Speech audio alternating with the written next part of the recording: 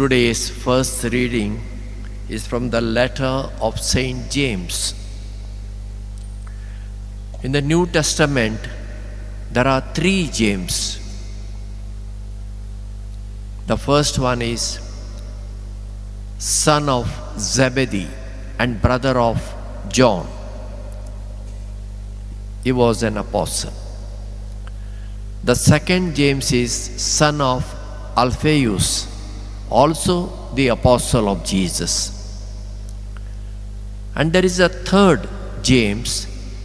He is called relative or cousin of Jesus. Paul speaks about this third James as a pillar of the church with Saints Peter and John.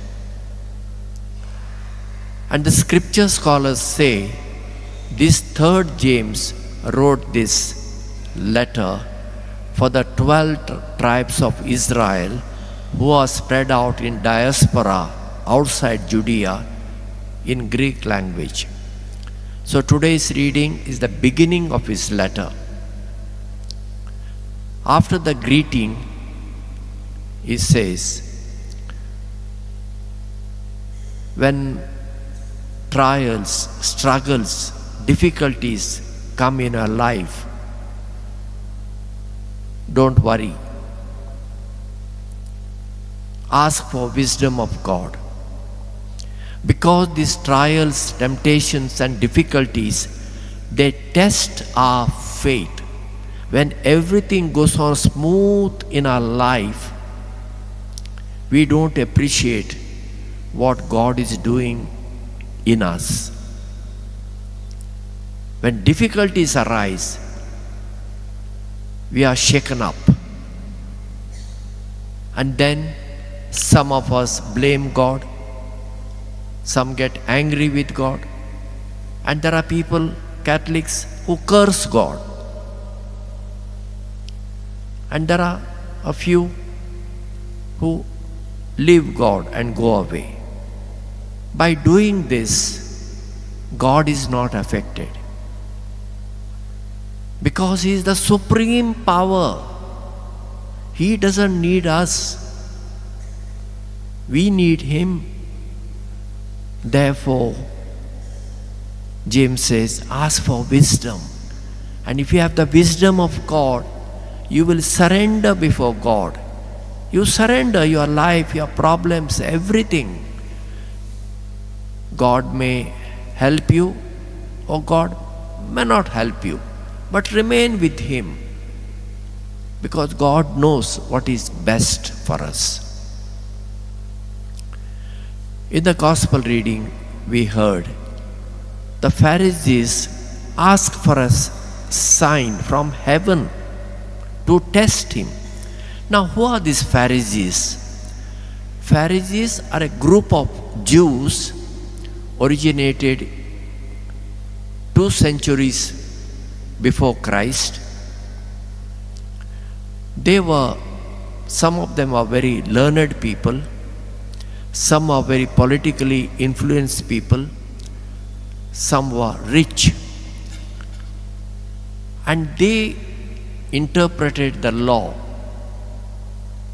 Besides Torah, that means the first 5 books of the Bible, they call Torah. We call Pentateuch. Besides that, they had added so many rules, regulations, customs, what to do, what not to do and all. They were so obsessed with the purity, external purity. Therefore, Jesus called them hypocrites. Jesus had done so many miracles. They have witnessed, they have seen, and yet now they are asking one more sign from Him to test Him. Jesus refuses to do that. He leaves them, takes a boat and goes the other side of the lake of Galilee. What the Pharisees did, we too do in our life. Because there is a Pharisee in our heart. We want God to do what we want. We forget that God has a master plan for each one of us. But we want our plan, He should approve of it. He won't. Our plan, if it fits into His master plan, yes. But if it doesn't fit, He will not. So we must try to understand what is God's master plan in our lives. And it is not so easy. For that we need a deep faith, a consistent faith, a consistent surrendering. Our life like a bubble on the water. You have seen bubbles when rain comes. If there is a pool, there are bubbles. They look nice, but after some time, they burst. Our life is like that. Alexander, day after day, except his off day, he came here, silently doing the work. Who expected that he will go away from us? Gone. Not lost. He has gone for his heavenly reward. We are alive. Is it not the greatest miracle? What other miracle do you need? All we are asking, all material things, without that we can live.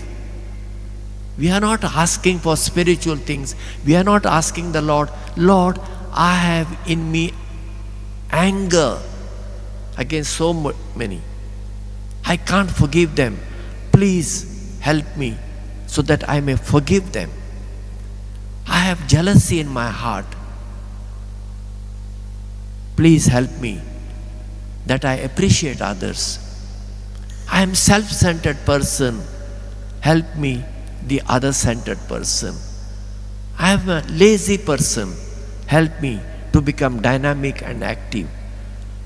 I've got so many addictions.